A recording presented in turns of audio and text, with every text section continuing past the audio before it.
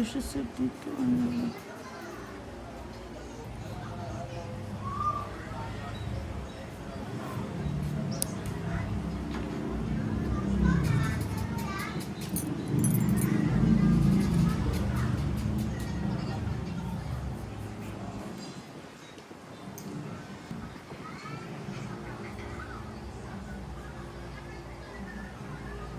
Ano po yun, sir? Nagme-maintenance na po kayo ng sa diabetic nyo po? Hindi pa naman. Meron din mo.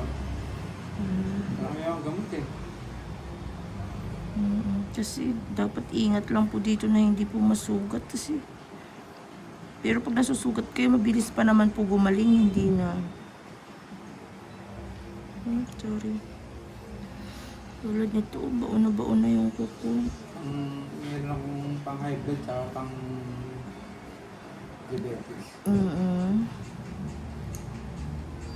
Kasi tulad po nito, grabing tupi na yung kuko niya sa loob. Oh.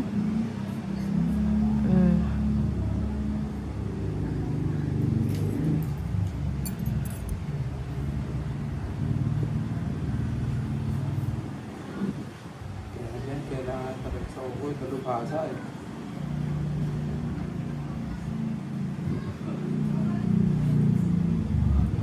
Ayan po. Kasi dito na po nakatupi yung kuko. Baon po siya dito sa loob. Oh.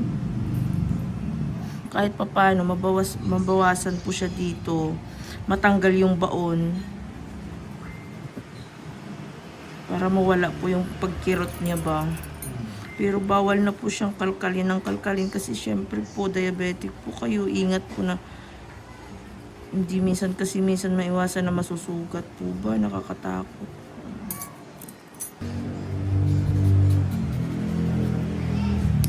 Kaya hindi na nga ako yung inalikan ng misis ko eh. Bakit daw po? Tapos din kasi yung alik eh. Hindi to joker si sir.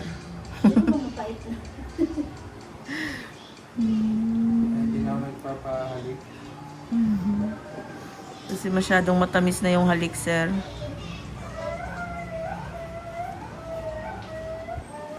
Ang delikado kasi sa ito unti-unti na po siya delikado sa kuko ni sir. Sobrang nipis. Oh, ito po nagsusugat na po. Oh.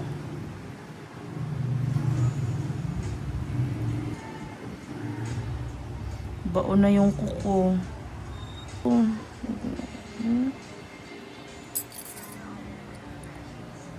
Dapat po maintain nyo po ito na ipapalinis po siya lagi.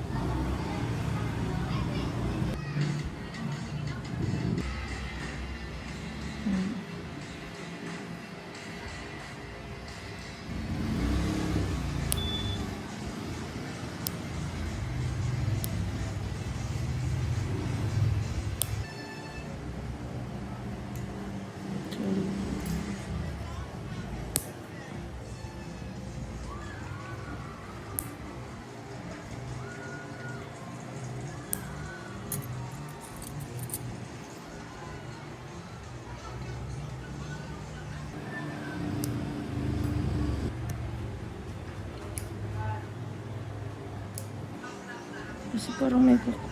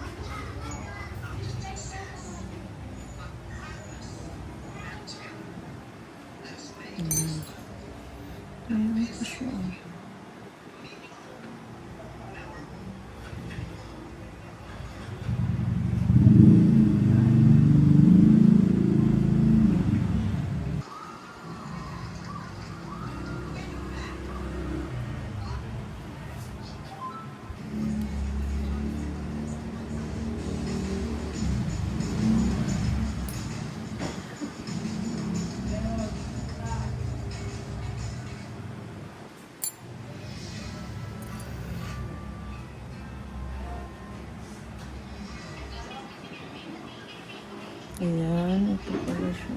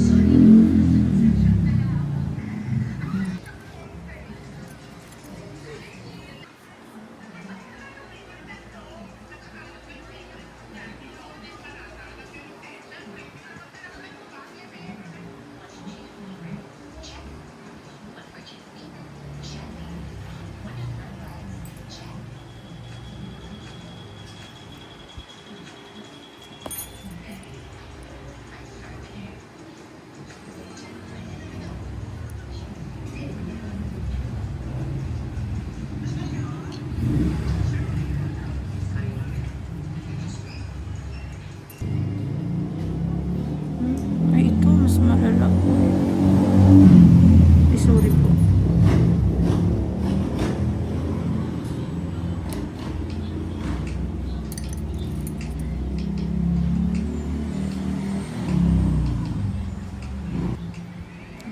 Konting tiis lang po, mas baon dito yung kuko.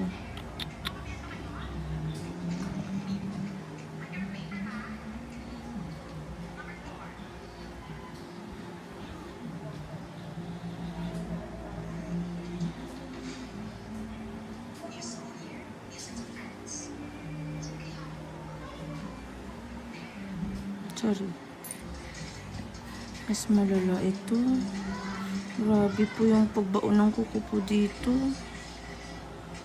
Sana hindi pa po ito nag-ano.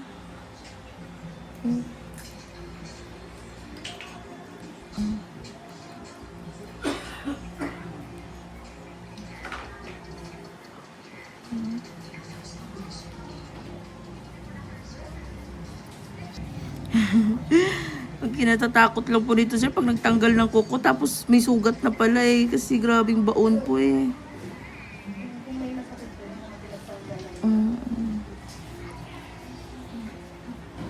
Kailangan na siyang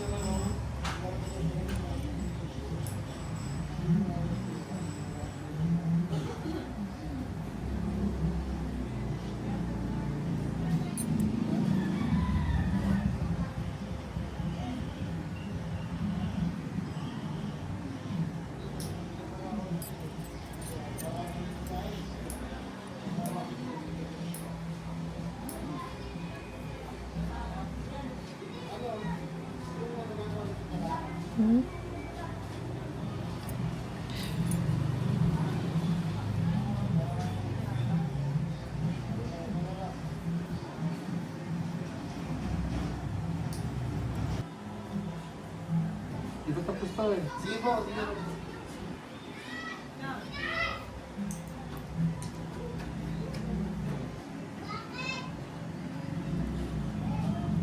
Pasok po kayo.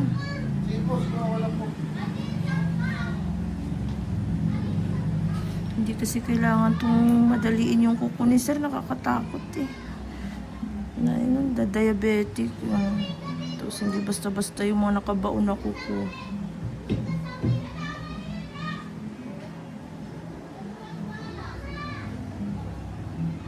Sorry po, sorry.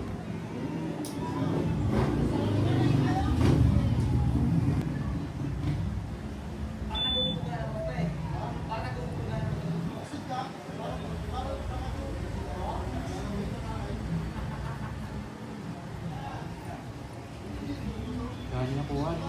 Opo. Kaya grabe po yung pagkirot niya po. Pero sa susunod hindi na to siya ganito kaano. Lalo na pag nami-maintain naman po.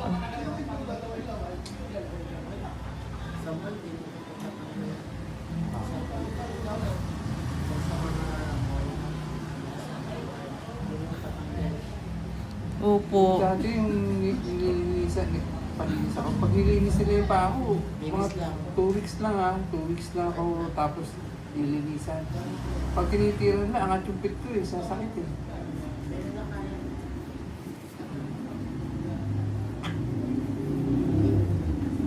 Tapos ayun nun, nagsugat na siya sa loob talaga. Kaya ganun na lang yung sakit pag nagsasapatos.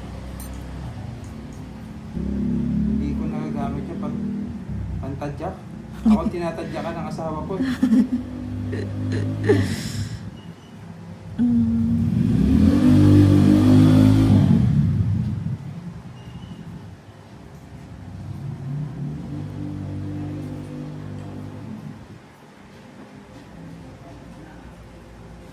Taga dito lang mo kayo. O biro mo, no? Araw-araw po present po dito ang Taguig. Wala po akong palya sa Taguig po talaga. Napakasulit yun. Sa totoo lang ma'am, araw-araw may mga customer talaga ako galing Taguig. Malapit po kasi sir eh. Pagka nagko-commute, ano yung papunta rito? Saan ang baba? Po.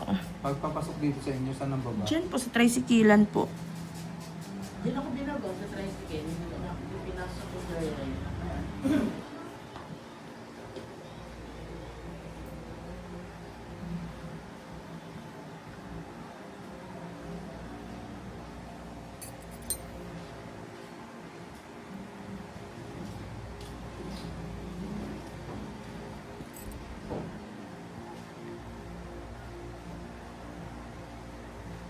Buti nga nakakuha ng slot yung anak ko eh.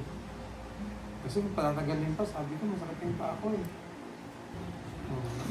Unti-unti ko lang talaga ma'am kasi nakakatakot mga ganitong case po. Na kahit alam mo naman bukas ng wala, syempre andyan yung pag-iingat. Lalo na, ayan, diabetic si sir. Tingnan niyo po yung kuko niya. Hindi po ito basta-basta. Nakakatakot. Lalo na po yung iba, yung pagkabaon niya talaga.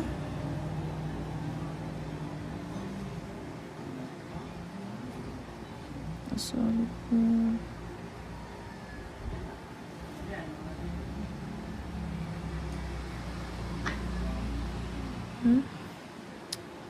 Ito yung pinakapuno na po. Okay na po. Konti na lang po.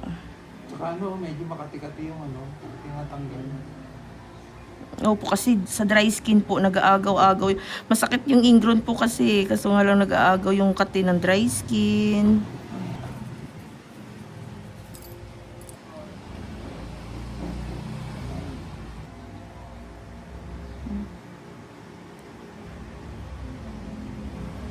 Grabe no? Ayan po sir, kitang-kita na po yung binauna ng kuko. Hiwa na talaga siya oh. Ay, grabe sakit.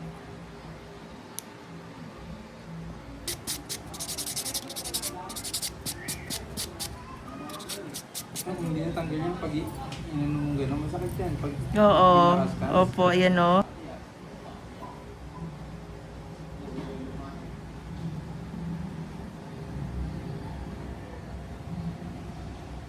Ayan po. Ayan, okay na po.